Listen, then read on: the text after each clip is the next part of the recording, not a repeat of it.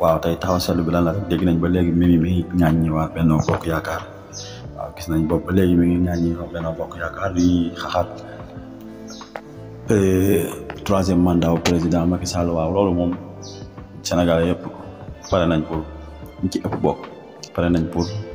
sanctionner Macky Sall pour déposer troisième mandat ci côté bépp nag côté sanction boo gis parce que loolu noonu instant bi mënul nekk. beneen bi si topp muy wàllu dund gi ay ceeb boo koy téye ak ay ceeb bi président na ci gaaw bu mu doon loo xam ne da koy wax nii rek dañ gaaw wàññi dund gi dafa métti ci borom kër yi loolu sax waaw.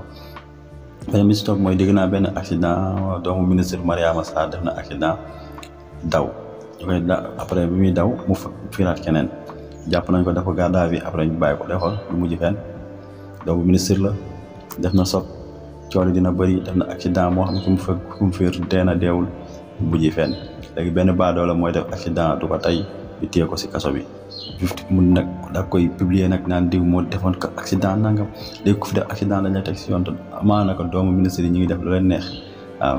gis nañ fi si couvre-feu bi ñu génnoon dem si benn appartement privé dem ba am ñu si drogué ba am ku ci génn àdduna tey cooli fu mu mujj ak ñoo xam ne dañoo sàcc ay faux billets bokk ci nguur gi fu mu mujjee fenn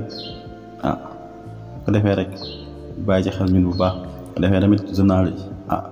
ba tey waxaguñ ci gàmmu gi mais dañuy wax ci gàmmu gi bu baax pour aatu nit ñi rek pour dem beeg dikk bi ñu bàyyi si xel bu baax a baax ndax ay mbooloo ñooy jug ku nekk fa nga yaakaaree nga fa ngay dem gàmmu jee ñi nga xam ne ñoo yor wàllu oto yi ñu xam ni ñuy def ni ñuy transporter nit ñi rek nit ñi tamit ku si nekk fa nga jëm rek nga ànd fa ak dal ak yar waaw di am contentement bu baax jërë ngeen jëf asalaamaaleykum